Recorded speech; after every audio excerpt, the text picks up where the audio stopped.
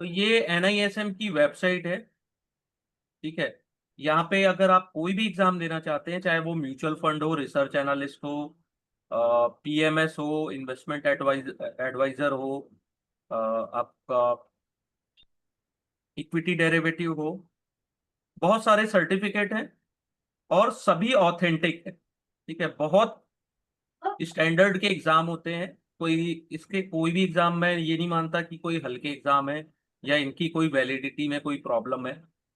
ये all India valid है। ठीक है। और सबसे ज्यादा डिमांड, सेबी की कोई भी गाइडलाइन आती है तो हमेशा उनका फोकस यही रहता है कि ये सब जितने एग्जाम दिए गए हैं, आप एनी हाउ पास करिए, या अपने आप कहीं जॉब कर रहे हैं वहां भी कई जगह धीरे धीरे मैंडेटरी होना शुरू हो गया है। ठीक है। तो एनआईएसएम का एग्जाम डिपेंड करता है कि आपका इंटरेस्ट किसमें है। ठीक है। आप कौन कहाँ पे यानी कि कौन से स्पेसिफिक सेक्टर में आगे बढ़ना चाहते हैं। ठीक है। तो मैं तो वैसे research analyst, equity derivative, PMS level 1 और इन्वेस्टमेंट एडवाइजर लेवल 1 का भी मैं क्लासेस लोगों को कराता हूँ। ठीक है। आज से मैंने ये रिसर्च एनालिस्ट की क्लास स्टार्ट की है। रिसर्च एनालिस्ट जो है वो है NISM XV। Sir good evening sir. हाँ, बोलिए। Good evening. सर मैं रजिस्टर किया सर NISM 5A का। हाँ उसका कुछ कोर्सेस मार्क टेस्ट आया तो मेरे को व्हाट्सएप में भेज सकता सर। हाँ, मैं लास्ट में भेज दूंगा, पहले मुझे एक बार क्लियर कर लेने दीजिए। अभी ठीक ये अपन ठीक है रिसर्च सर। एनालिस्ट हो। हाँ, मैं अभी ये क्लास में ज्वाइन कंटिन्यू कर सकता नहीं तो डिस्कनेक्ट कर सकता सर। नहीं, अगर आपको VA करना है तो इसके लिए ये क्लास नहीं है, ये म्यूचुअल फंड के लिए नहीं है, ये रिसर्च एनालिस्ट के लिए। ठीक। हाँ सर, वो कुछ आया तो मार्क टेस्ट मेरे को भेज हाँ, सकता सर। मैं कर दूंगा आपको जी। मैं डिस्कनेक्ट कर देगा सर ओके इसमें। ओके। Okay sir. यानी कि म्यूचुअल फंड डिस्ट्रीब्यूटर के लिए नहीं है क्या सर ये? नहीं नहीं, ये रिसर्च एनालिस्ट के लिए है। रिसर्च एनालिस्ट XV सीरीज होता है, NISM XV। ठीक है। सीरीज XV होता है। ठीक है। इसका इस एग्जाम में अगर आपको बैठना है तो पहले आपको NISM की प्रोफाइल बनानी पड़ती है। NISM की जब आप प्रोफाइल बना लेंगे तो विद इन 24 आवर्स यानी 24 घंटे के भीतर वो वैलिड कर देते हैं, ऑथराइज कर देते हैं। ठीक है। ऐसे आप डायरेक्ट प्रोफाइल बना के तुरंत एग्जाम के लिए एंटर नहीं कर सकते या फॉर्म नहीं भर सकते। पहले आपको वेबसाइट यानी कि आपको प्रोफाइल बनानी पड़ेगी जिसमें आपको आपका फोटो, सिग्नेचर और जो पैन कार्ड नंबर होता है वो कंपलसरी है। ठीक है। और देखिए NISM XV में कैसे कितने क्वेश्चंस आते हैं और क्वेश्चन में क्या क्या चीजें होती हैं, यहाँ डिटेल में लिखा हुआ है। देखिए 92 मल्टीपल क्वेश्चन होते हैं 1 नंबर्स के, 2 केस स्टडीज होता है जिसके 4 4 क्वेश्चन होते हैं 1 मार्क्स के। टोटल 100 मार्क्स का क्वेश्चन होता है। ठीक है। टोटल 100, और इसमें आपको 60 स्कोर करना है। एनी हाउ आपको 60 नंबर लाना है। अगर आप 60 नहीं लाते हैं तो आप पास नहीं होंगे। इसमें माइनस मार्किंग भी है। तो आपको 100 में इतना स्कोर करना है कि एटलीस्ट 60 आ जाए आफ्टर माइनस मार्किंग। ठीक है। एग्जाम जो होता है वो ऐसा नहीं है कि बहुत इजी होता है या बहुत डिफिकल्ट होता है, मॉडरेट लेवल पे डिपेंड करता है कि आपने स्टडी कैसी की है। ठीक है।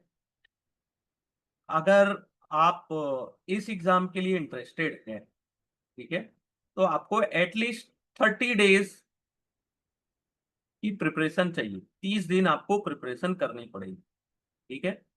सबसे पहले आपको पूरी बुक कवर करनी पड़ेगी जो वर्क बुक NISM के द्वारा प्रोवाइड की जाती है।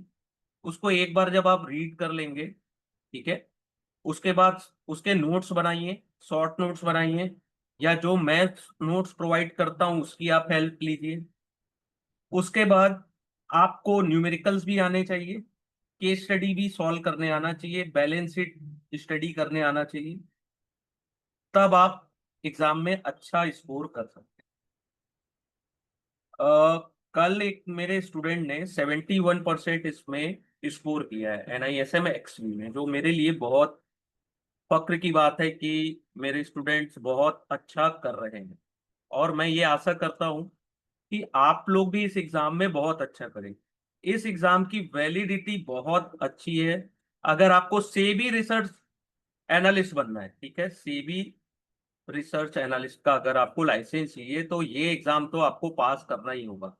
इसके अलावा जो उनके क्राइटेरिया है उनको भी फुलफिल करना होता है। तो एनी क्वेश्चन रिलेटेड टू, यहाँ तक कोई क्वेश्चन है तो आप लोग पूछ सकते हैं। मैं आप लोगों को अनम्यूट कर चुका हूँ।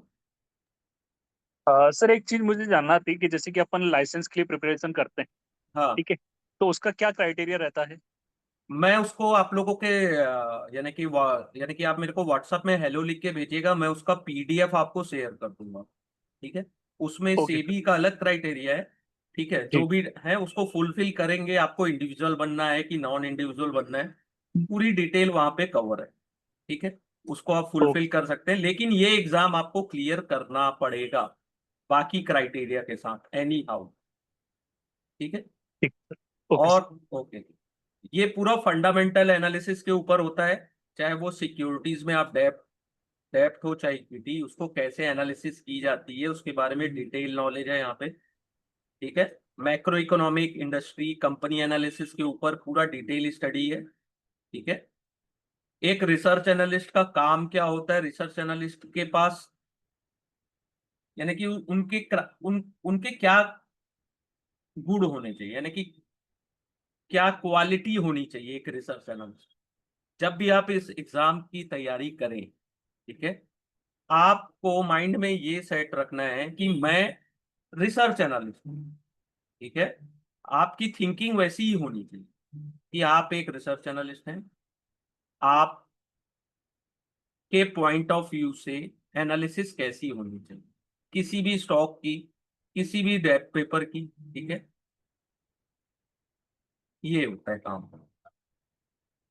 कोई क्वेश्चन इस वेबसाइट से रिलेटेड, मैंने बता दिया कि आपको पहले प्रोफाइल बनानी है। प्रोफाइल सर एक आपकी, जी जी जी जी पूछिए सर। जैसे मुझे अपना म्यूचुअल फंड का ना मेरे को डिस्ट्रीब्यूटर बनना है, हाँ, तो तो उसके उसके लिए ये वाला कोर्स मैंडेटरी है या कोई दूसरा? ये VA NISM VA mutual fund distributor के लिए 5A का जो कोर्स होता है वो किया जाता है। और वो इजी हम्म। एग्जाम होता है, अगर आप उसमें कुछ चैप्टर्स को अच्छे से पढ़ें तो हो जाता है। वो 50% आपको मार्क्स लाने होते हैं, उसमें कोई निगेटिव मार्किंग नहीं होती। और ये जो सर्टिफिकेट होते हैं उनकी वैलिडिटी 3 साल होती है। 3 साल के बाद आपको दोबारा देना होता है, चाहे कोई भी एग्जाम हो उसमें NISM की।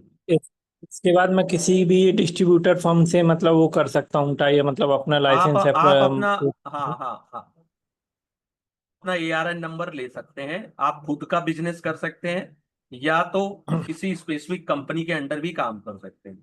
ठीक है, वहां भी आपको जो इंसेंटिव, बस जो सैलरी मिलती है वो मिलती है। ठीक है, डिपेंड करता है आपकी इच्छा क्या है। मैक्सिमम लोग जो म्यूचुअल फंड एग्जाम देते हैं वो अपना हम्म। खुद का करना चाहते हैं। ठीक है, उसमें ज्यादा हाँ बेनिफिट मुझे भी, होता है। हाँ, मुझे खुद का ही करना है actually. I am ex employ in banking sector. Okay okay. So हाँ, तो मेरे पास मतलब बहुत सारा पोर्टफोलियो वगैरह है, तो एटलीस्ट मैं सोच रहा हूँ कि मैं डायरेक्टली अपना पोर्टफोलियो मैंने वो करूँ, हाँ, तो कस्टमर उसके का लिए, मतलब। हाँ हाँ हाँ, उसके लिए आपको म्यूचुअल फंड के अलावा PMS का भी, अगर आपको नॉलेज चाहिए कि पोर्टफोलियो मैनेजमेंट सर्विस होती क्या है, तो उसके लिए आप NISM XXI का एग्जाम दे सकते हैं, लेवल 1 का। XXI PMS, portfolio management service. तो आपको बहुत सारा उसमें भी नॉलेज मिल जाएगा कि एज अ PMS आपके दायित्व क्या है, आपका काम क्या है, कैसे करना चाहिए, बहुत डिटेल में नॉलेज मिल जाएगा। ठीक है, एनी क्वेश्चंस?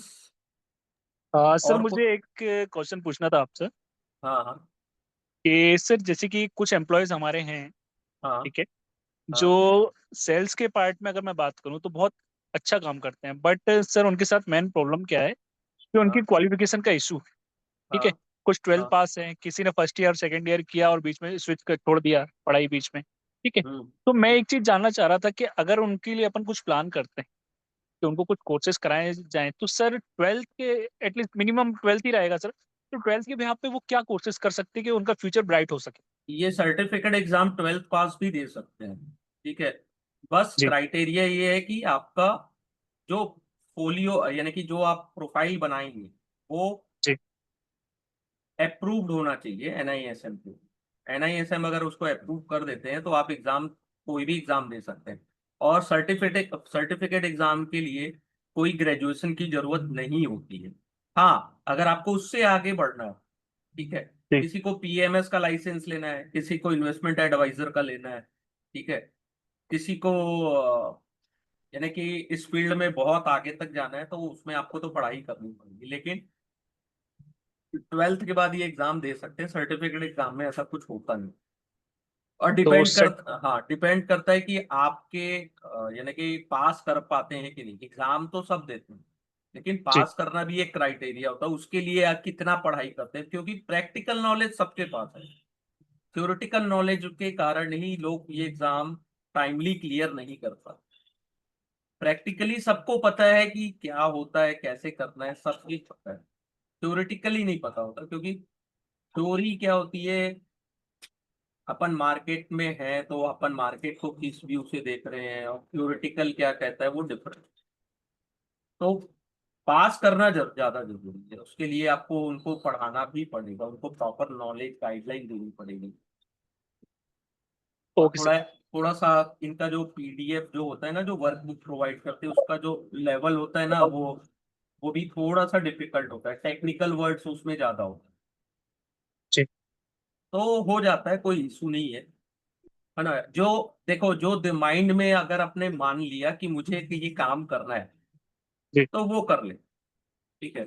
मैं बहुत से स्टूडेंट ऐसे देख रहा हूँ यानी कि जिनका हर महीने मेरे पास फोन आता है, मुझे म्यूचुअल फंड करना है, मुझे रिसर्च एनालिस्ट करना है, ठीक है, मुझे इक्विटी डेरिवेटिव करना है। कोई पीएमएस के लिए फोन लगाते हैं, कोई इन्वेस्टमेंट एडवाइजर, लेकिन पढ़ाई किसी को नहीं करनी। हाँ, एक चीज और मैं आपको बताना भूल गया, ठीक है। पढ़ाई किसी को नहीं करनी है क्योंकि टाइम नहीं है। टू बी फ्रैंक मैं बोलूँ, लोगों के पास टाइम नहीं है, क्योंकि मार्केट में है या कहीं वर्किंग कर रहे हैं या कोई भी इशू है। तो मैं हमेशा यही सजेशन देता हूँ कि एटलीस्ट 30 मिनट तो पढ़े। 30 मिनट तो देना ही पड़ेगा, 30 मिनट तो डेली पढ़े, ठीक है। डेली अगर आप 30 मिनट भी देते हैं तो आप आराम से एक सर्टिफिकेट 1 महीने में पास कर सकते हैं, अगर 30 मिनट डेली पढ़ते हैं। लेकिन क्या है कि जो भी इश्यूज होते हैं, उसके कारण लोग पढ़ाई नहीं कर पाते। और रही बात, मैं अब रिसर्च एनालिस्ट के बारे में बता दूं, अगर आप एक्सवी का कोर्स अच्छे से पढ़ते हैं, एक्सवी को अगर डिटेल में पढ़ लेते हैं, रिसर्च एनालिस्ट का पूरा सिलेबस अच्छे से कवर करते हैं, तो आपको पीएमएस लेवल 1 में कोई प्रॉब्लम नहीं आएगी। आप बहुत आराम से उसको पास कर सकते हैं, ठीक है। पीएमएस लेवल 1 और इन्वेस्टमेंट एडवाइजर लेवल 1 का जो एग्जाम है, उसमें भी जो ये आरए का सिलेबस है वो बहुत ज्यादा कवर अप है वहां पे, ठीक है। बहुत सारे आरए का जो सिलेबस है वो इन्वेस्टमेंट एडवाइजर में भी है, पोर्टफोलियो मैनेजमेंट सर्विस में भी है, पीएमएस में भी।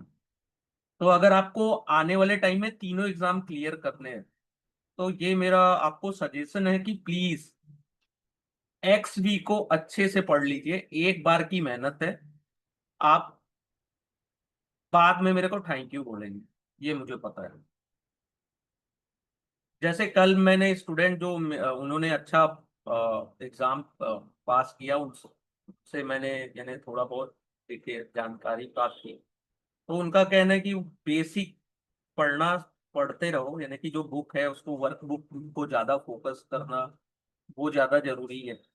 उनका मैंने पूछा कि आपने इतना अच्छा स्कोर कैसे किया, तो उनका यही कहना है कि बेसिक पे ध्यान दो बस, ठीक है। जैसे कोई स्टूडेंट अच्छा करता है तो उनसे पूछना ही हमारा काम है कि आपने इतना अच्छा रिजल्ट कैसे लाया है। इतना यानी 71 लाना, लोग 60 में ना, 60 लाने में लोगों की हालत खराब हो जाती है इस एग्जाम में। और न्यूमेरिकल्स में मैं आपको बताऊंगा कि कैसे एक्सेल सीट का यूज करना है, ठीक है, एक्सवी के जो न्यूमेरिकल्स है उसके लिए। कि एक्सेल सीट का यूज करके अपन न्यूमेरिकल कितनी जल्दी सॉल्व कर सकते हैं। ये भी मैं सिखाऊंगा, केस स्टडीज भी कराऊंगा। ठीक है, तो जो भी तैयार हैं एग्जाम आने वाले टाइम में देने के लिए, तो प्लीज मेरा यही रिक्वेस्ट है, तैयारी स्टार्ट कर दीजिए। Start your preparation from today itself. Give extra time दीजिए तैयारी के लिए। आपको बहुत अच्छा रिजल्ट मिलेगा। इवन आपकी जो सोच है ना मार्केट में, वो भी थोड़ी सी चेंज हो जाएगी, कुछ अच्छा ही करेंगे आप। ठीक है, एनी क्वेश्चंस आप लोगों के, कोई क्वेश्चन हो तो प्लीज, मोस्ट वेलकम। बहुत से स्टूडेंट्स की डाउट्स होते हैं लेकिन लोग पूछते नहीं हैं। सर अपने कोर्स प्रोग्राम में क्या मतलब क्लासेस भी चलेंगी या कैसा, क्या थोड़ा सा बताइए। लाइव क्लासेस चलेगी अपनी, 30 दिन का ये कोर्स है, यानी कि मैं 30 दिन में आपको पूरे अच्छी से तैयारी करके दूंगा। मंडे टू फ्राइडे 1 आवर्स की क्लास होगी, 7:30 to 8:30। ठीक है, इसमें न्यूमेरिकल्स भी कवर, यानी कि आपको एवरी चैप्टर, एक चैप्टर कंप्लीट होने के बाद आपको उसके नोट्स और एमसीक्यू में प्रोवाइड करूंगा। और जिस चैप्टर से न्यूमेरिकल्स आते हैं उस चैप्टर में मैं आपको केस स्टडी और न्यूमेरिकल दोनों कराऊंगा, यानी कि स्पेशली चैप्टर 3, 8 यहाँ से न्यूमेरिकल्स आते हैं। ठीक है, और केस स्टडीज भी यहीं से जनरेट। तो उसके लिए मैं आप लोगों को एक्स्ट्रा चीजें बताऊंगा कि आप कैलकुलेटर, कौन से फॉर्मूला है उसको आपको याद रखना है, एक्सेल सीट का यूज कैसे करके आप इजीली, यानी कि कम समय में क्वेश्चन के आंसर कर सकते हैं, ये भी मैं बताऊंगा। और हाँ, एग्जाम में आपको साइंटिफिक न्यूमेरिकल कैलकुलेटर, कोई भी फाइनेंशियल कैलकुलेटर जो होता है ना, वो भी अलाउ रहता है। तो अगर आपको मैं ये भी सिखा दूंगा कि उसको यूज करके कैसे अपन जल्दी क्वेश्चन सॉल्व कर सकते हैं। ठीक है, तो कोई इशू नहीं है।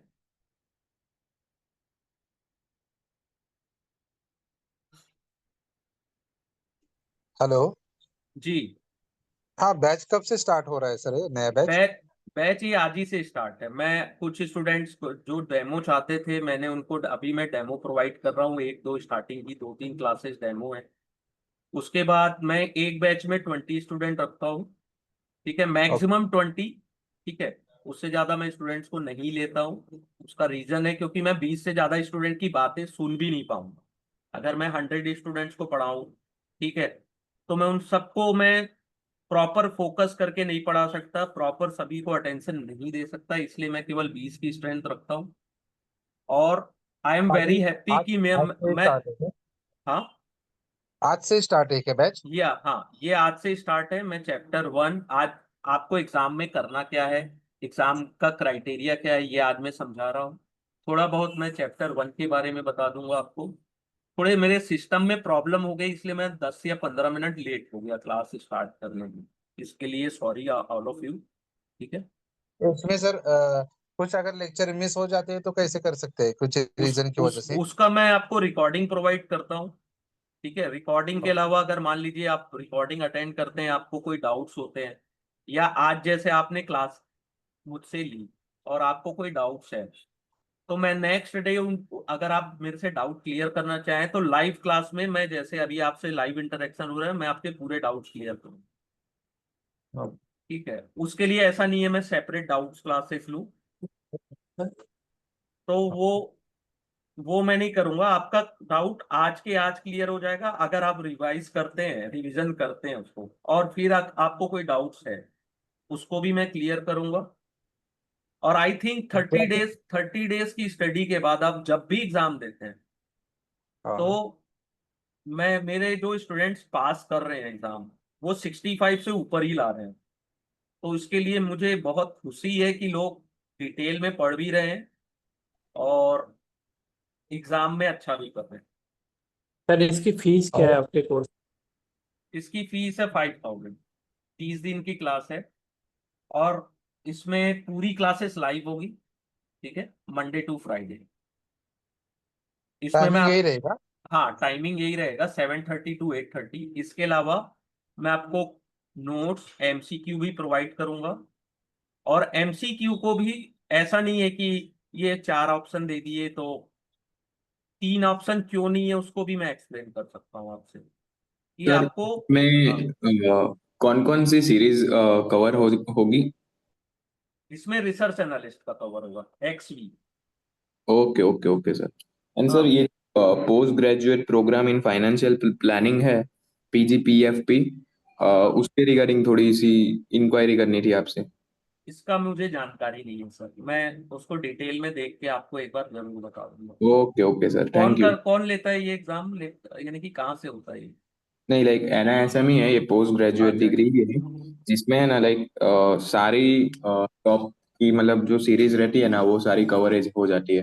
अच्छा, अच्छा, ठीक है, मैं देख के आपको बता दूंगा उसका। Thank you.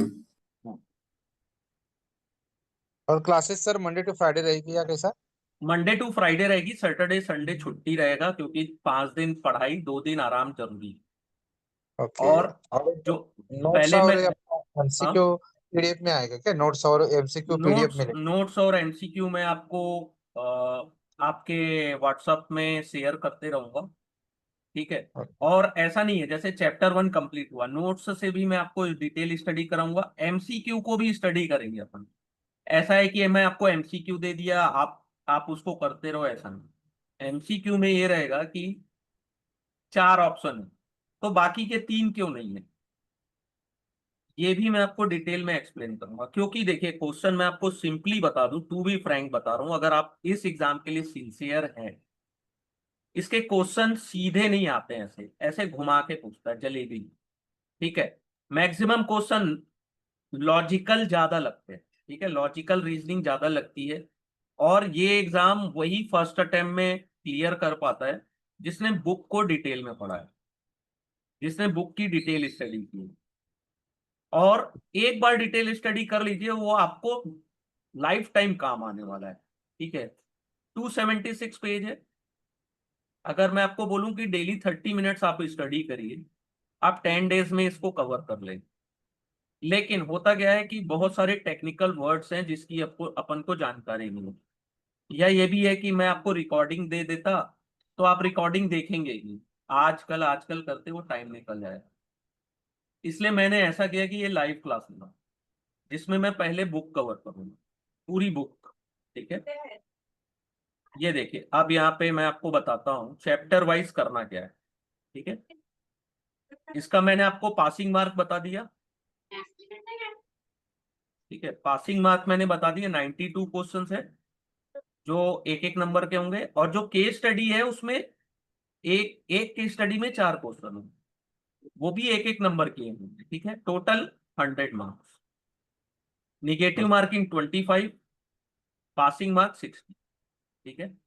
अब होता क्या है, टेस्ट सेंटर में आपको माइक्रोसॉफ्ट एक्सेल मिलेगा, ओपन ऑफिस मिलेगा, ठीक है। आप चाहें तो कैलकुलेटर ले जा सकते हैं, साइंटिफिक कैलकुलेटर भी अलाउ है। नहीं, और अगर नहीं है, नहीं ले जा पाए, तो एग्जाम सेंटर में आपको कैलकुलेटर का ऑप्शन आता है। तो कैलकुलेटर में ना, फिनेंस कैलकुलेटर जो होता है ना, फिनेंशियल कैलकुलेटर, वो भी है, साइंटिफिक है, नॉर्मल, तीनों मिल जाता है, ठीक है। तो मैं ये चाहूंगा कि आप फिनेंशियल कैलकुलेटर से भी थोड़े फ्रैंक हो जाए, ठीक है। उसके लिए मैं आपको हेल्प भी करूंगा जब अपन न्यूमेरिकल सॉल्व करेंगे, क्योंकि वहां पे आपका टाइम बचेगा। जो क्वेश्चन अपन कागज में या टाइम टेकिंग रहता है ना, कि 1 मिनट, 2 मिनट, 3 मिनट्स लग रहे हैं, वो आप तुरंत सॉल्व कर पाएंगे, जिससे आपका एग्जाम में जब आप बैठे रहेंगे तो आपका एक कॉन्फिडेंस भी बढ़ेगा कि मैं ये सब क्वेश्चंस की प्रैक्टिस किया हुआ हूँ, तो मैं आराम से ये पेपर निकाल रहा हूँ, ठीक है। अब रही बात सिलेबस की, तो ये chapter 1 to chapter 13, total 13 chapters है यहाँ पे, ठीक है। अब इसका देखिए weightage, syllabus outline with weightage. Chapter 1 3 number, chapter 2 4 number, chapter 3 4 number, chapter 4 4 number. ये जो चैप्टर 1 to 4 है, टोटल बेसिक है। बेसिक यानी कि इंट्रोडक्टरी पार्ट है, पूरा इंट्रोडक्शन है, ठीक है। इंट्रोडक्शन, इंट्रोडक्शन यानी कि आप अगर इन 4 चैप्टर को अगर अच्छे से नहीं पढ़ते हैं, तो आपको ये 5 6 7 ये कुछ समझ नहीं आने वाला, तो ये चैप्टर के वेटेज में मत जाइएगा, इसको आपको डिटेल में पढ़ना है, ठीक है। मैक्सिमम स्टूडेंट्स क्यों फेल होते हैं? क्योंकि वो केवल 4 चैप्टर करके जाते हैं, 10 नंबर का ये, 10 ये, 16 ये और 16 ये 4 चैप्टर करते हैं, बाकी सोचते हैं कि अपन हीट एंड ट्रायल में निकाल लेंगे, तो ये ऐसा होता नहीं है, ठीक है। अगर आप चैप्टर 1 to 4 को अच्छे से करते हैं तो आपके टोटल कितने मार्क्स आएंगे? 5, 4, 9 एंड 16। और इसमें 16 आउट ऑफ द 16 नंबर पाना बहुत इजी है, क्योंकि ये बहुत बेसिक क्वेश्चंस आते हैं, ठीक है। 5 + 4 9, 9 + 4 13, 13 + 3 16। तो ये आपको बहुत इजी है 16 कवर करना। और जब आप बेसिक सीख जाते हैं ना किसी भी फील्ड में, तो आपको आगे दिक्कत नहीं आती। तो आप चैप्टर 5, 6, इसमें भी 10 में 10, यानी कि 20 नंबर है, तो आप इसमें 20 इजीली ला सकते हैं, ठीक है। टोटल यहां तक के आपके मार्क्स हो जाते हैं 36, ठीक है। जो थोड़े डिफिकल्ट चैप्टर है मैं आपको बता देता हूं, चैप्टर 8 है और चैप्टर 10 है। उसका रीजन बता देता हूं क्यों है डिफिकल्ट इन द सेंस, क्योंकि अपन को फिनेंशियल रिसोर्स के बारे में जानकारी नहीं है, और बैलेंस शीट को स्टडी कैसे करते हैं, फंडामेंटल यानी कि फिनेंशियल स्टेटमेंट को स्टडी कैसे करते हैं, इसमें अपन थोड़े फ्रेंडली नहीं है, ठीक है। जब अपन थोड़े फ्रैंक हो जाते हैं इन सब चीजों में, तो ये भी चैप्टर कोई ज्यादा डिफिकल्ट नहीं लगेंगे आप, ठीक है।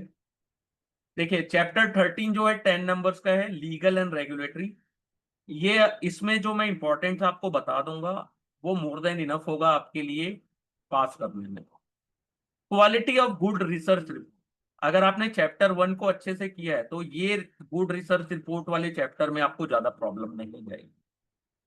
तो अगर आप पूरा अच्छे से मेरे साथ, जैसा मैं आपको guideline step by step guideline देते जाता हूं, उसको अगर आप फॉलो करते हैं, तो विद इन 1 मंथ आप जब भी एग्जाम दें, आप कॉन्फिडेंस से जाएंगे, न्यूमेरिकल्स के स्टडी की अच्छी से स्टडी करके जाएंगे, आपको 65 से ऊपर नंबर लाने में कोई नहीं रोक सकता, कोई नहीं रोक सकता, नो बडी कैन स्टॉप। और ये जितना सिलेबस है ना, इसका मैक्सिमम जो एरिया है, वापस अगर आप पीएमएस का एग्जाम देते हैं, portfolio management service, investment adviser का अगर आप आने वाले टाइम में सोचते हैं एग्जाम देने का, तो ये भी इसमें से बहुत सारी चीजें कवर है वहां, ठीक है। Any doubts, any questions? आप लोग आए हैं इतनी अपना समय देकर, तो प्लीज कोई अगर क्वेश्चंस हैं तो प्लीज मुझसे पूछिए, ठीक है। एनी क्वेश्चंस रिलेटेड टू यहां तक जितना मैंने आप लोगों को बताया? Sir, we will be following the same continuation of all the chapters, or we'll be going with the the way you just linked couple of chapters, उस तरीके से हम करेंगे कि 2 चैप्टर साथ में आगे भी जो भी हम नो नो, अपन स्टेप बाय स्टेप चैप्टर 1 से स्टार्ट करके चैप्टर 2, 3, 4 जैसा ये सीरीज में दिया गया है वैसे ही कवर करेंगे। मैंने तो बस आपको ये बताया कि जैसे चैप्टर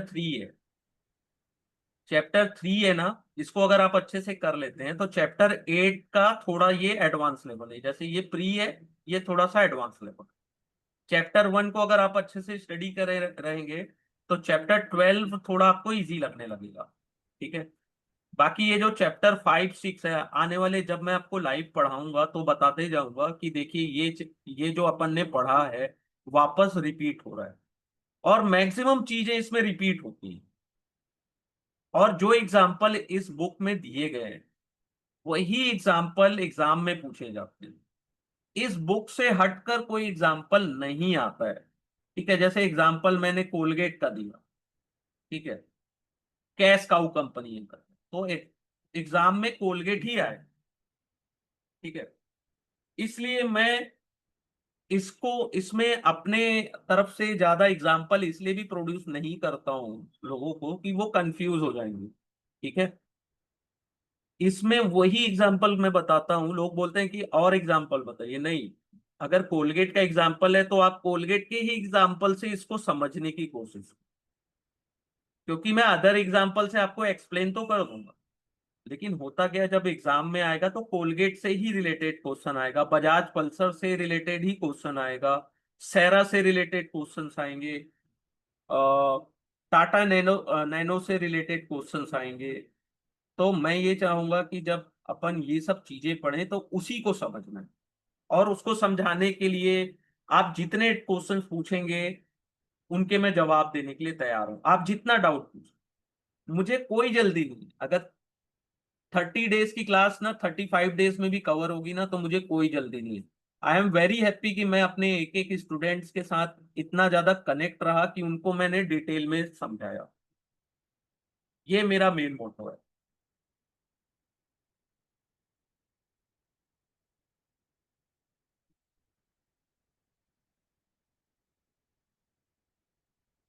3 साल में देना नहीं पड़ता है ये एग्जाम। हर 3 साल में आपको CME होता है, उसके तहत आप उसको कवर कर सकते हैं। ठीक है, एक बार मैं देख लेता हूँ उसका CME है कि नहीं, सॉरी CP।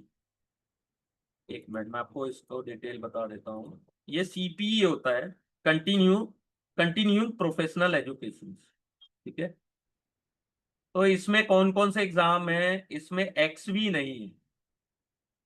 ठीक है, तो आपको जो रिसर्च एनालिस्ट का एग्जाम है ना, वो 3 साल बाद फिर देना पड़ेगा। जैसे इक्विटी डेरिवेटिव आप देते हैं, म्यूचुअल फंड देते हैं, और पोर्टफोलियो मैनेजमेंट सर्विस का एग्जाम देते हैं, तो आपको कोई प्रॉब्लम नहीं होगी। ठीक है, ये कंटिन्यू एग्जाम्स में आप कवर कर सकते हैं। ठीक है, कंटिन्यू एग्जाम्स में इसको आप कवर कर सकते हैं, लेकिन रिसर्च एनालिस्ट के एग्जाम के लिए आपको दोबारा एग्जाम में बैठना पड़ेगा 3 साल बाद फिर से।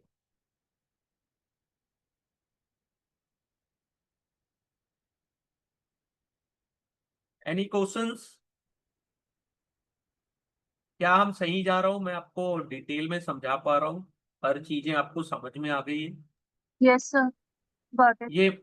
ये मेरे लिए ज्यादा इम्पोर्टेंट। ठीक है, और मैं ये बोलता हूँ, अगर आप सिंसियर हैं तो जब ये क्लासेस 15 क्लासेस यानी कि 50% कोर्स अपन जब कवर कर लेते हैं चैप्टर 8 तक, तो उसके बाद ना आप टाइम स्लॉट अपना बुक कर लीजिए एग्जाम के लिए।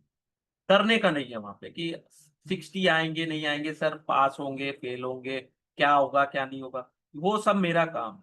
आप मुझसे काउंसलिंग करिए, आपको प्रॉब्लम कहाँ है, लेकिन एग्जाम का स्लॉट बुक करिए। ठीक है, क्योंकि एग्जाम के फेवरेट जो पसंदीदा स्लॉट होते हैं ना, मिलते नहीं है। ठीक है, लास्ट वीक मैंने PMS लेवल 1 का एग्जाम जो क्लियर किया, मैं उसको एक हफ्ता पहले ही क्लियर कर लेता, लेकिन जो मेरे को एग्जाम स्लॉट मिला, मैं एग्जाम देने के लिए, यानी आज मैंने तैयारी कर ली, कल मेरा एग्जाम था, तो रात को मेरे को मैसेज आ गया कि आपका जो स्लॉट है वो कैंसिल हो गया है। तो फिर मुझे दोबारा उन्होंने रीशेड्यूल किया, जो जिस दिन मुझे कहीं जाना था, तो मुझे एक हफ्ता डिले हो गया। तो हमेशा एग्जाम के स्लॉट को बुक करके रखें। 1500 फीस है उसकी, कोई बहुत बड़ी राशि नहीं है अगर आप फाइनेंस के सेक्टर में आगे बढ़ना चाहते हैं। ठीक है, अपना कॉन्फिडेंस लेवल बना के रखो, जो पॉजिटिविटी है उस पर फोकस करिए कि आप कितने पॉजिटिव रह सकते हैं, आपको नॉलेज कहाँ कहाँ से गेन करना है। और टू बी फ्रैंक, ये चैप्टर पूरे कंप्लीट होने के बाद आपका जो नॉलेज है वो प्रो लेवल का रहेगा। ठीक है, बहुत सारे लोग जो सोशल मीडिया या व्हाट्सएप ग्रुप या टेलीग्राम या या टीवी कहीं भी आते हैं, कुछ भी बता के जाते हैं ना, यहां से आपको उसका आंसर मिल जाएगा इन चैप्टर से। एक कंपनी है, मैं नाम नहीं लूंगा क्योंकि आज के डेट में नाम लेने में भी बहुत सारी प्रॉब्लम्स है। वो कंपनी कॉर्पोरेट गवर्नेंस के चक्कर में गिरी है। उनका कॉर्पोरेट गवर्नेंस खराब था। ये गवर्नेंस, ये चैप्टर 7 में अपन जिसको स्टडी करेंगे। ठीक है, अभी जस्ट बहुत लोगों का नाम था, बहुत बड़े बड़े सेलिब्रिटीज ने उसमें इन्वेस्टमेंट करके रखा था, लेकिन केवल कॉर्पोरेट गवर्नेंस उसका खराब था, वहीं से कंपनी खत्म हो गई। ठीक है, उसके शायद 2000 या 1500 रुपए के शेयर आज 40 रुपए में। तो चलिए स्टार्ट करते हैं यहाँ से चैप्टर 1। स्टार्ट करें कि और कोई क्वेश्चन है तो आप पूछ सकते हैं।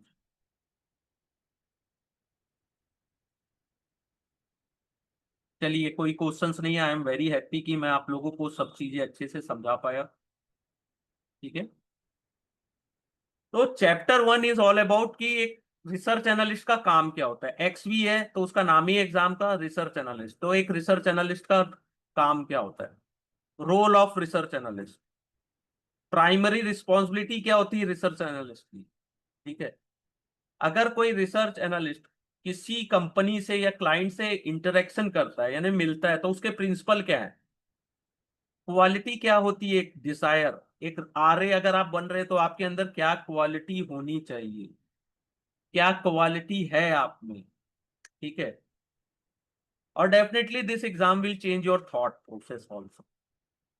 जैसे एक एग्जांपल यहीं पे दिया है कि imagine you have decide to buy a new phone. आपने न्यू फोन खरीदने के लिए डिसाइड कर लिए हो। ठीक है, तो उसका प्रोसेस क्या होता है, पहले अपन प्राइस रेंज डिसाइड करते हैं कि अपने को कौन से प्राइस रेंज में लेना है, उस प्राइस रेंज में कौन से सेट्स अवेलेबल है, कौन से ब्रांड्स अवेलेबल है, उसके टेक्निकल स्पेसिफिकेशन कैसे हैं। ठीक है, और क्या फैक्टर है, कैमरा क्वालिटी है कि वीडियो क्वालिटी है कि उसका प्रोसेसिंग है। ठीक है, वो बैटरी लाइफ है, मेगापिक्सल, ये सब इंपॉर्टेंट फैक्टर होते हैं डिसाइड करने के लिए कि हम कौन सा मोबाइल खरीदने जा रहे हैं। तो सेम वैसी एक रिसर्च एनालिस्ट का काम होता है। इसको याद रखिएगा, यहीं से एक क्वेश्चन बनता है। ठीक है, रिसर्च एनालिस्ट क्या काम करते हैं, to help their client to take investment decision, अपने क्लाइंट्स को इन्वेस्टमेंट डिसीजन लेने में हेल्प करते हैं। कैसे हेल्प करते हैं, रिसर्च करते हैं। पहले रिसर्च यानी collection of information from various sources, information को कलेक्ट करते हैं अलग अलग सोर्सेज से।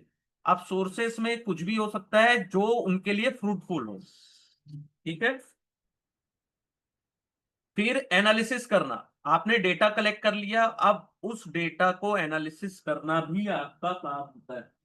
ठीक है, analysis, processing of data to take decision, आपने डेटा स्टडी किया, आपको लग रहा है कि नहीं ये कंपनी अच्छी है, ये कंपनी खराब है, तो अच्छी है तो बाय करते हैं, खराब है तो सेल करते हैं उस कंपनी। ठीक है, तो data and information are imperative to the function of research analyst. एक रिसर्च एनालिस्ट के का काम क्या है, इंफॉर्मेशन एंड डेटा कलेक्ट करना और उसको स्टडी करना।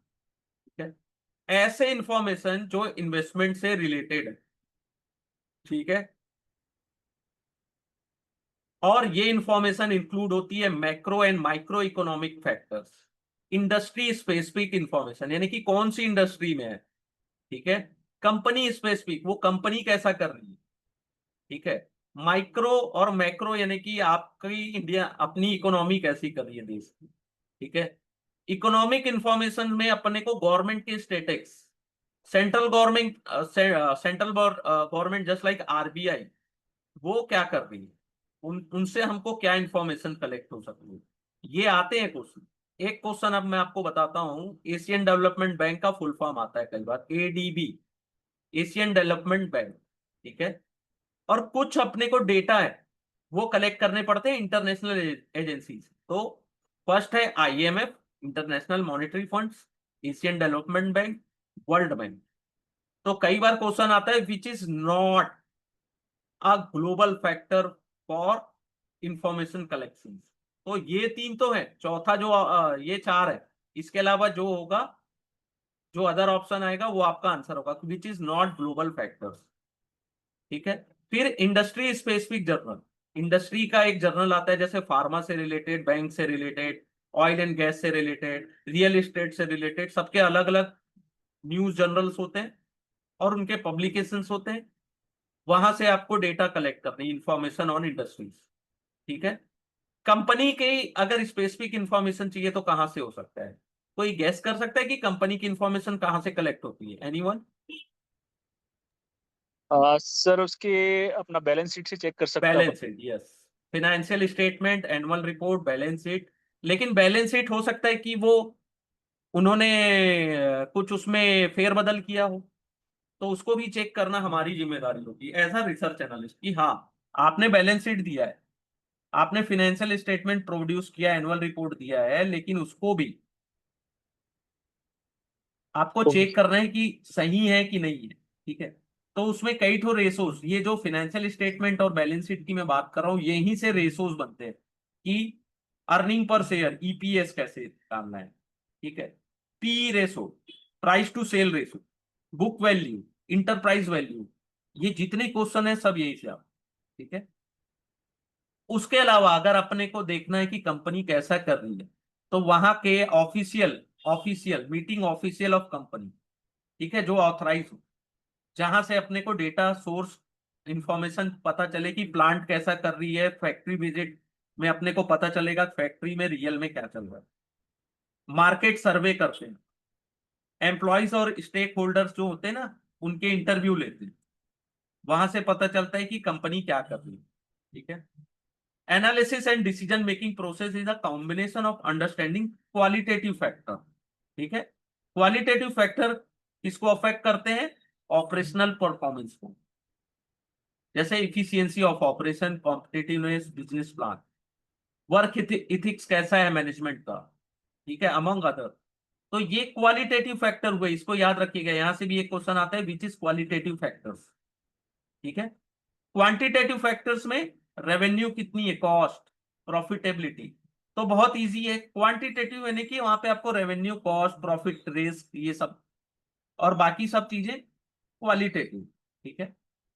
आरए जो होता है बहुत टाइम स्पेंड करता है अपना विद कंपनीज एंड अदर्स, उनको डेटा एक्यूमुलेट करना पड़ता है। जैसे कोई न्यूज एंकर होते हैं ना, जो बहुत सारा डेटा कलेक्ट करके आपको न्यूज देते हैं, या यूट्यूब में भी बहुत सारे लोग हैं जो इन्फॉर्मेशन देते हैं यानी न्यूज। तो वो पहले क्या करते हैं, उसको पहले रीड करते हैं ना, अच्छे से एक्यूमुलेट करते हैं, तब अपने को बताते हैं कि ये न्यूज का क्या इम्पैक्ट होने वाला है। वैसे ही आरए का काम है कि वो कंपनी से इंटरेक्ट हो, बाकी अलग अदर चीजों से इंटरेक्ट होते हैं, डेटा को एक्यूमुलेट करते हैं। एक्यूमुलेट यानी कलेक्ट करना, फिर एनालाइज करना, उसके बाद डिसीजन में आना कि वेदर अपन बाय कर सकते हैं या होल्ड कर सकते हैं या सेल कर सकते हैं। तो ये जो चीजें मैंने आपको हाईलाइट की ना यहाँ तक, यहाँ से आपको 2 नंबर 3 नंबर के क्वेश्चन आते हैं, ठीक है। अब होता है रिसर्च एनालिस्ट के टाइप क्या होते हैं, कितने टाइप के होते हैं। तो एक तो क्वेश्चन यहाँ से आता ही आता है कि Sir, सेल 1 साइड, minute. या Are the questions mostly the objective और subjective? हमने कहा 2 नंबर एमसीक्यू, क्वेश्चन आते हैं, तो वो एमसीक्यू टाइप होता है कि उसमें ऑल सब्जेक्टिव टाइप ऑल होते हैं? All question come from MCQ, right? MCQ. मैं आपको जो 2 नंबर बोल रहा हूँ ना, यानी कि इसमें से एक को, यानी कि 2 क्वेश्चंस बन सकते हैं। मेरा ये बोलने का मतलब है कि यहाँ से 2 क्वेश्चंस आ सकते हैं, ओके। ठीक है।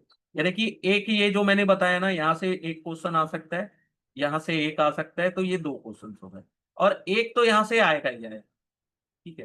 तो एमसीक्यू आते हैं 100 क्वेश्चन, कोई आपको उसमें डिटेल लिखना नहीं है, केवल आपको एमसीक्यू में टिक करना है। कई तो क्वेश्चन ट्रू एंड फॉल्स के भी आते हैं, उसमें एक आपको स्टेटमेंट दिया रहेगा, वो पूछेगा ट्रू है कि फॉल्स है, बहुत इजी। लेकिन जब वो ट्रू फॉल्स पूछता है ना, वो यानी कि समझ जाओ कि वो बनना नहीं है। हम लोग सोचते हैं ना ट्रू फॉल्स बहुत इजी है, वो क्वेश्चन ही ऐसा पूछता है घुमा के, विच इज नॉट, अब बताओ ट्रू है कि फॉल्स है। तो अभी अपन उसको भी देखेंगे आने वाले क्लासेस में, जहां ट्रू फॉल्स के क्वेश्चन होंगे, मैं ट्रू फॉल्स के भी बता दूंगा आपको, ठीक है। तो रिसर्च एनालिस्ट होते हैं 3 टाइप के। एक होता है सेल साइड, ठीक है। सेल साइड रिसर्च एनालिस्ट जो होते हैं, वो अपना जो रिपोर्ट है वो पब्लिक डोमेन में पब्लिश करते हैं, ठीक है, पब्लिक डोमेन में, ठीक है। ये स्पेसिफिक रिकमेंडेशन देते हैं बाय, होल्ड और सेल ऑफ सब्जेक्ट सिक्योरिटी, ठीक है। और ये ऑल्सो रिकमेंडेशन देते हैं कि एनालिस्ट एक्सपेक्टेशन क्या है फ्यूचर का, अर्निंग कैसी हो सकती है, future earning, future price performance कैसा हो सकता है, प्राइस टारगेट क्या है। अब सेल साइड में कौन कौन आते हैं? पहला होता है investment banking, broking and advisory service for client, ये सेल साइड एनालिस्ट होते हैं। तो क्वेश्चन आता है विच is not a sell side analyst. तो ये 3 ऑप्शन अगर आपको पता है, तो चौथा होगा आपका आंसर, ठीक है। या पूछता है which is sell side analyst, यानी सेल एक डेफिनेशन दिया होगा, उसमें पूछेगा ये डेफिनेशन किसका है, ठीक है, तो सेल साइड का ये हो गया। इसमें बहुत कंफ्यूजन होती है, प्लीज इसको रिपीट रिवीजन कर लीजिएगा। और यहां से तो आता ही है क्वेश्चन, आता 100%। सर सिंपल अगर लैंग्वेज की अगर हम बात करें तो सेल हाँ साइड एनालिसिस को जो कहा जाता है वो इन्वेस्टिंग बैंकिंग होता है, ब्रोकिंग और एडवाइजरी सर्विसेज, हाँ, और ये ये, सेल साइड हाँ एनालिस्ट हाँ होते हैं। हाँ हाँ, एक मिनट, ये पब्लिक डोमेन में अपनी रिपोर्ट पब्लिश करते हैं, ये याद रखिएगा। पब्लिक डोमेन जहां पे आया वो होते हैं sell side. Public domain it mean sir क्या न्यूज़पेपर वगैरह से रिलेटेड होता है क्या? नो नो, आप बस ये वर्ड याद रखिए। पब्लिक डोमेन यानी कि पब्लिक को दे रहे हैं, चाहे वो ब्रोकिंग फर्म के तहत दे, चाहे इन्वेस्टमेंट बैंकिंग के तहत दे, चाहे एडवाइजरी सर्विस के तहत दे, पब्लिक डोमेन में दे। Okay sir. अभी अपन जब बाय साइड कंप्लीट कर लेंगे तो आपको सेल साइड भी समझ में आ जाएगा। अब बाय ओके साइड में कौन होते हैं?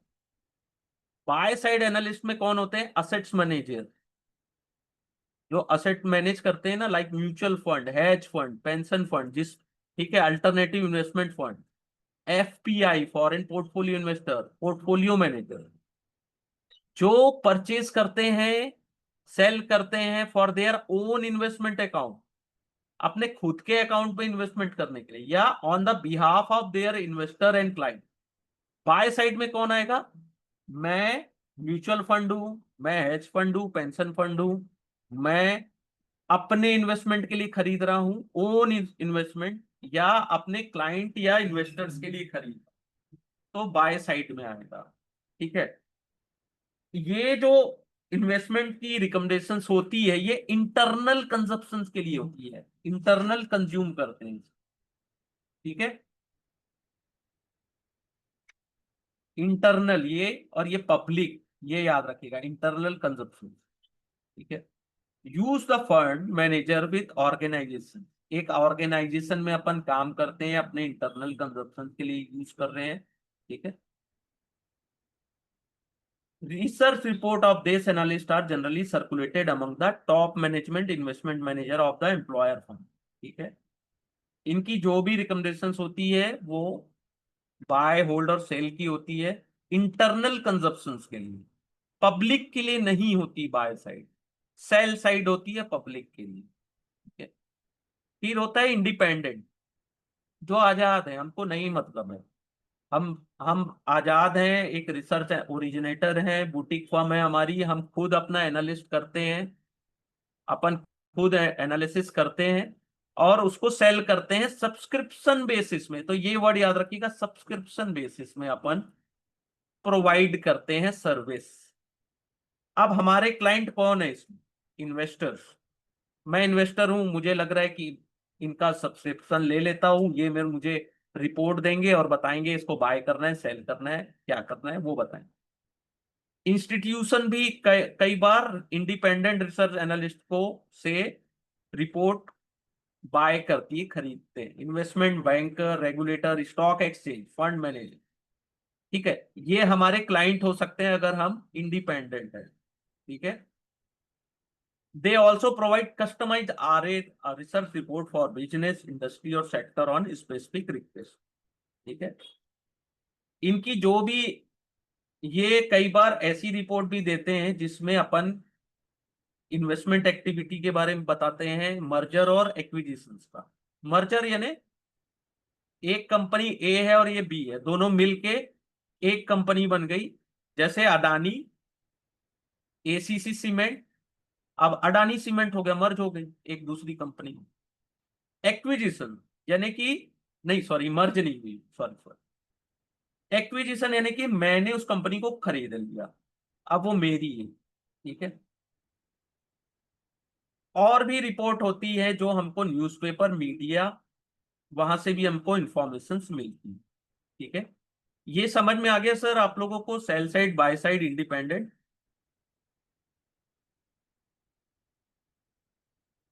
All clear? Sell side, by side, Yes, sir. Independent, yes.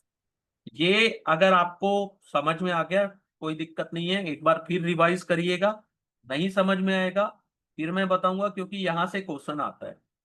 और ट्रस्ट मी, एक एक नंबर इंपॉर्टेंट है एग्जाम को क्लियर करने के लिए, सिंगल सिंगल नंबर्स, क्योंकि कई लोग मुझे बोलते हैं कि सर हमारे 59.57 आए, 59.5 नंबर है, यानी 0.5 नंबर भी इंपॉर्टेंट होता है। ठीक है। सर मुझे एक चीज पूछना थी आपसे। हाँ जैसे कि सर अपना ऊपर वाला पार्ट है, एक बाय साइड एनालिस्ट और सेल साइड एनालिस्ट, ठीक है। हाँ हाँ। तो सर ये इंडिविजुअल ऑर्गेनाइजेशन है और इंडिपेंडेंट रिसर्च एनालिस्ट वो इंडिविजुअल पर्सन है, ये चीज बस थोड़ा सा मुझे डाउट हो रहा था। देखिए, ये इंडिविजुअल भी हो सकते हैं, नॉन इंडिविजुअल भी हो सकते हैं। जी ठीक है। पब्लिक डोमेन में जो दे रहे हैं, ये याद जी रखिए कि सेल साइड कौन है, जो जी पब्लिक डोमेन में अपनी रिसर्च रिपोर्ट पब्लिश करते हैं, वहां से वो जी बताते हैं बाय, होल्ड और सेल। ठीक है। जी और वहां पे ये जो एनालिस्ट होते हैं कहाँ काम करते हैं, investment banking, broking and advisory. जी बाय साइड वाले जो होते हैं, ये इंटरनल कंजप्शन के लिए बनाते हैं, यानी कि खुद यूज करेंगे, या तो अपने लिए या तो अपने क्लाइंट्स के लिए। ठीक है। या ये कैसे वर्क कर सकते हैं, म्यूचुअल फंड में, हेज फंड में, पेंशन फंड में ये काम करते हैं वहां पे। ठीक है। ऐसा, इसको याद रखिएगा, बाय साइड हमेशा होता है इंटरनल कंजप्शन के लिए। ठीक है। ये जो ओके सर इंटरनल और पब्लिक डोमेन है, इतने को बस आप याद रखेंगे, बाकी इनके काम वही है। ठीक है। ओके सर यहाँ पे ये काम करते हैं, यहाँ पे ये पब्लिक को दे रहे हैं।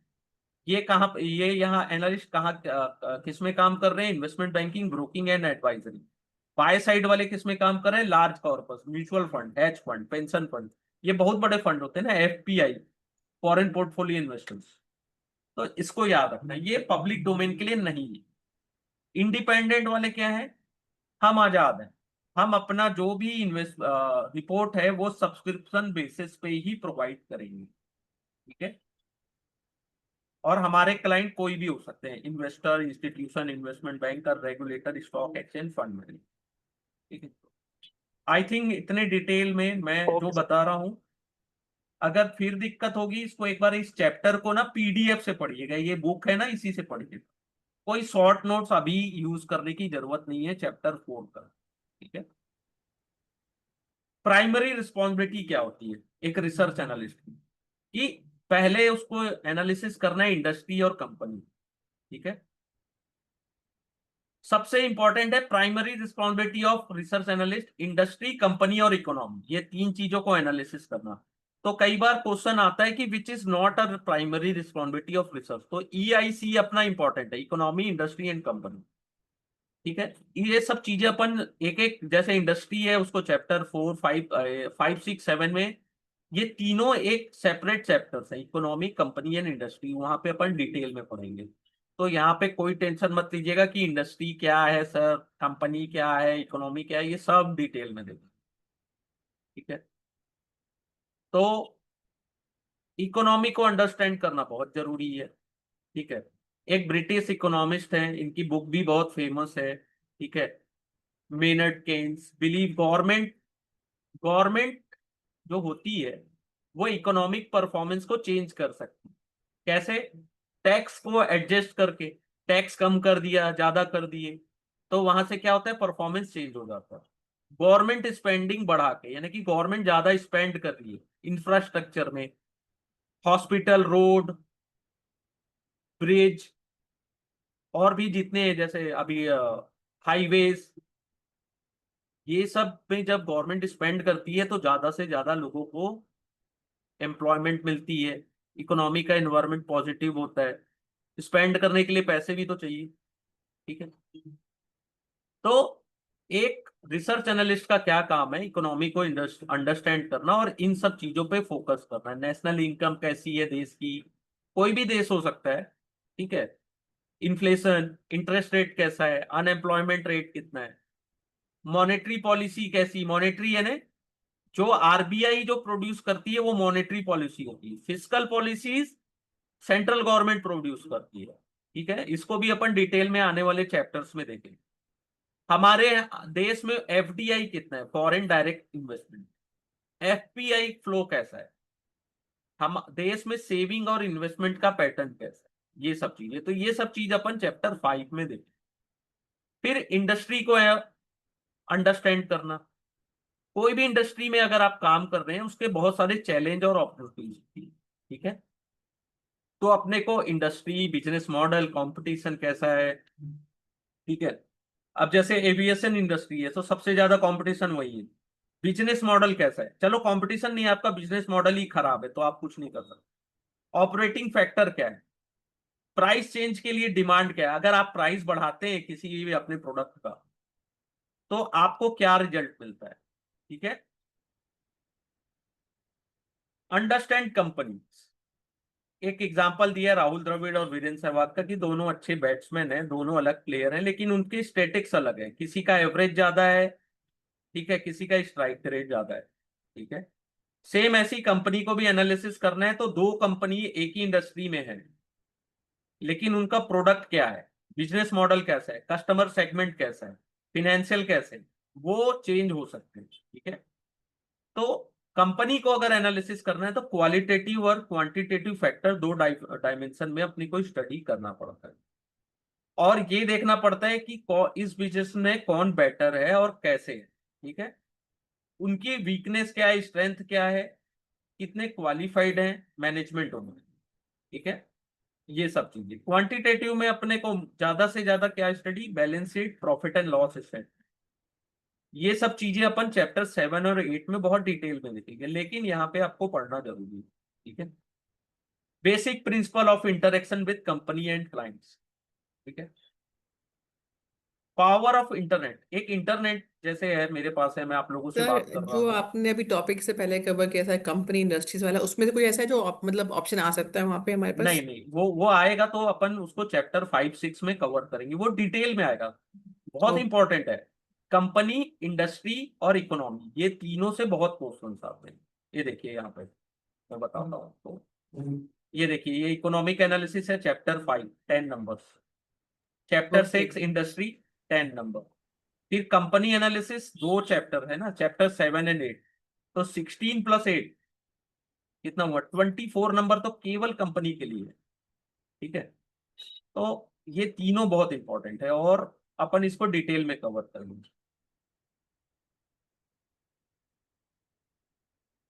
अब अपन इंटरनेट से तो बहुत सारे अगर मुझे किसी कंपनी की जानकारी चाहिए, मैं गूगल करता हूँ, मैं चैट जीपीटी यूज करता हूँ, मैं किसी भी न्यूज़पेपर, इकोनॉमिक टाइम्स या कोई भी वेबसाइट में जाता हूँ, मेरे को बहुत सारी जानकारी मिल जाएगी, पावर ऑफ इंटरनेट, ठीक है। लेकिन जो अपन इंटरेक्शन होते हैं क्लाइंट या कंपनी से, उसका कोई सब्स्टिट्यूट आज तक नहीं है। जो पर्सनल कम्युनिकेशन करते हैं मैनेजमेंट, वो हमको ज्यादा बेटर इंसाइट देता है to the vision of company and its strategy to achieve the desire, ठीक है। ये यहां से क्वेश्चन आ सकता है, ठीक है, कि अपन को डायरेक्ट इंटरेक्शन, पर्सनल कम्युनिकेशन और विद मैनेजमेंट से क्या बेटर इंसाइट मिलता है, ठीक है। कई बार क्या होता है कि मैनेजमेंट क्या करती है, मिसलीड करती है एनालिस्ट को by deliberately executing positive about business, यानी कि मैंने किसी कंपनी या मैनेजमेंट से मैंने जाके बात की, वो मुझे बता रहे हैं हम बहुत अच्छा कर रहे हैं, देखो ये है, ऐसा है, वैसा है, मुझे बहुत अच्छा उन्होंने खातिरदारी कर दिया, मुझे बहुत अच्छी जगह किसी रेस्टोरेंट में ले गए, मुझे बकायदा उन्होंने रिटर्न में कुछ गिफ्ट प्रोवाइड कर दिया, ठीक है। तो मिसलीड करते हैं, बहुत ही बढ़िया बताएंगे, बहुत अच्छा चल रहा है, सब बढ़िया, सब पॉजिटिव है, ठीक है। तो एज अ एनालिस्ट अपने को हमेशा क्रॉस वेरीफाई करना है कि मैनेजमेंट जो क्लेम कर रही है वो कितनी सही है, ठीक है। तो ये भी यहां से एक क्वेश्चन आ सकता है। Communication with management like others, तो अपने को क्या होता है, require analyst to have clarity of thought, अपना थॉट क्लियर होना चाहिए, हमारी listening ability, good listening ability, ठीक है। ऐसा नहीं है वो कुछ बता रहे हैं, हमारा ध्यान कंपनी में है या अपन कहीं और देख रहे हैं, हमारा ध्यान होना चाहिए, या अपन मोबाइल में भी, नो, ये गुड लिसनिंग एबिलिटी और क्लैरिटी ऑफ थॉट होना चाहिए, ठीक है। जब भी अपन कंपनी या मैनेजमेंट से मिलने जा रहे हैं, कुछ और चीजें जिसको अपने को फॉलो करना चाहिए, पहला है प्री मीटिंग रिसर्च। जब भी अपन मैनेजमेंट से मिलने जा रहे हैं, ओपन इंटरव्यू है, जैसे न्यूज वाले लेते हैं कि ओपन इंटरव्यू है हमारा, तो अपने को क्या देखना है, पहला कि हमेशा तो इंटरव्यू करने मिलेगा नहीं मैनेजमेंट के साथ, ठीक है। तो before going to meeting a company management, अपने को कंपनीज के प्रोडक्ट को अच्छे से स्टडी करना है, उसकी इंडस्ट्री और कॉम्पिटिटर्स का, ठीक है। और as a research analyst must be familiar with financial information of company, financial information के बारे में भी अपने को प्रॉपर जानकारी चाहिए, ठीक है। लास्ट ईयर का, प्रीवियस ईयर का एनुअल रिपोर्ट अपने को अंडरस्टैंड होना चाहिए कि whether the company has been able to achieve the goal it had intended to, जैसा लास्ट ईयर कंपनी ने बताया था कि हम ऐसा अचीव करने वाले हैं, वो अचीव किया कि नहीं। तो ये सब, फिर हमारा जो व्यू होना चाहिए, यहां से भी एक क्वेश्चन आता है, इंडिपेंडेंट एंड न्यूट्रल व्यू होना चाहिए, ठीक है। अनबायस्ड ओपिनियन, ठीक है। And should always hold their independent, Azad, factual information देना, ठीक है। पर्सनल इंक्लिनेशंस के अनुसार नहीं, यानी कि अपने को पर्सनल अच्छी लग गई तो बता दिया, नहीं, फैक्चुअल क्या है उसका मतलब, ठीक है। और ये भी ध्यान रखना है, it is clear that management to not reveal any information which is not available in public domain, कि अपने को मैनेजमेंट से ऐसा कुछ इंफॉर्मेशन नहीं निकालना है जिससे, जो पब्लिक डोमेन में अवेलेबल नहीं है। तो उससे क्या होता है, ये इनसाइडर इंफॉर्मेशन के तहत दिया होता है। हमारा नेटवर्क अच्छा होना चाहिए जिससे हमको मीनिंगफुल इंसाइट मिले कंपनी के परफॉर्मेंस एंड प्लान के बारे में, ठीक है। To acquire more contact relevant to the research, ठीक है। और the person who is responsible for important activity and understand the heart beat of the company, उनसे हमको ज्यादा से ज्यादा बात करनी चाहिए, ठीक है। मोस्ट रिलेवेंट कॉन्टेक्ट, ठीक है। जरूरी नहीं है कि वो टॉप मैनेजमेंट, लेकिन उनको हार्ट बीट है वो कंपनी, उनसे। तो ये नेटवर्क के बारे में आप बात करें। फिर होता है कॉम्पिटिटर और other stakeholder of the business such as supplier, distributor और रिटेलर, इनके बारे में अपने को जानकारी होना चाहिए। ये सब क्वेश्चन आते हैं थोड़े थोड़े, ठीक है। क्लैरिटी ऑफ क्वेश्चन, हमारे क्वेश्चन क्लियर होने चाहिए, ठीक है। क्लैरिटी, ठीक है। One analyst are done with research and research report is prepare, अगर हमारा रिसर्च कंप्लीट हो गया, रिपोर्ट प्रिपेयर हो गया, तो हमको क्लाइंट खोजना पड़ता है कि रिपोर्ट तो बन गया, अपन किसको रिपोर्ट दें। तो देयर आर सर्टेन गाइडलाइन कि आप एज ए एनालिस्ट अगर अपन कम्युनिकेशन कर रहे हैं किसी क्लाइंट से, यानी अपने लिए क्लाइंट खोज रहे हैं, ठीक है, तो अपने को रियलिस्टिक सजेशन देना है कंपनीज के बारे में, ठीक है, based on fact and figure. Optimistic pessimistic ऐसा नहीं देना, बायस्ड व्यू नहीं देना, फैक्ट एंड फिगर। और जो कम्युनिकेशन होता है, सिंपल क्लियर एंड कॉन्साइज, ये याद रखिएगा, ये आता ही आता है हमेशा, communication simple clear and concise होता है। अगर कोई भी कॉन्फ्लिक्ट ऑफ इंटरेस्ट है, जैसे ऐसा आ रही है, आपने किसी कंपनी का शेयर रखा है, होल्ड किया है, तो आपको डिस्क्लोज करना है, ठीक है। कोई एजम्पशन नहीं लगाना है, अगर कुछ है तो आपको क्लियरली रिसर्च रिपोर्ट में उसको बताना है। एब्रीविएशन, जार्गन, ये सब चीज अवॉइड करनी है, अगर है तो उसको एक्सप्लेन करना है सिंपल वर्ड में, ठीक है। आपको हमेशा सिंपल वर्ड्स में ही रिपोर्ट करना है। अब यहां से एक क्वेश्चन हमें आने की बहुत संभावना रहती है, the role of RA is to collect data information from different reliable source, ठीक है, interpret the data information, convert into the recommendation to their client. लेकिन जब भी अपन एज अ आरए अपनी ड्यूटी परफॉर्म करते हैं, सिंसियरिटी, ऑनेस्टी और इथिक्स से, विदाउट एनी बायस, अपने को सेबी के जो रूल्स है उसको वर्ड एंड स्पिरिट से फॉलो करना है, ठीक है।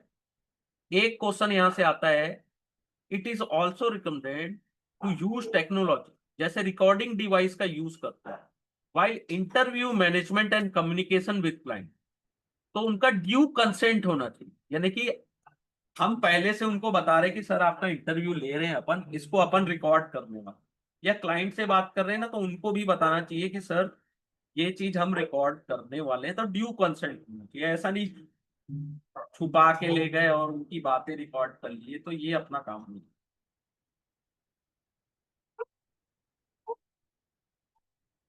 इंपॉर्टेंट क्वालिटी क्या होती है, ठीक है, स्किल होना चाहिए आपको, बिजनेस फाइनेंस की समझ होनी चाहिए, ठीक है।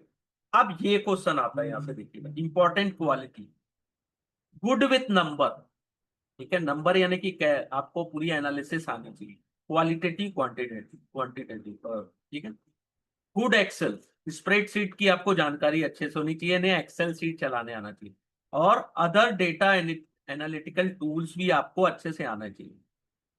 Clarity in financial concept, ability to read and comprehend financial statement and report, ability to ask pertinent questions, attention to detail, communication skill written and verbal दोनों, ये क्लियर होना चाहिए।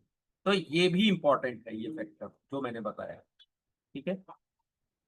सैंपल रिसर्च रिपोर्ट आपको देखनी है तो बीएससी एनएससी की website में वो अवेलेबल है। यहाँ पे अपना चैप्टर 1 क्लियर खत्म होता है। एनी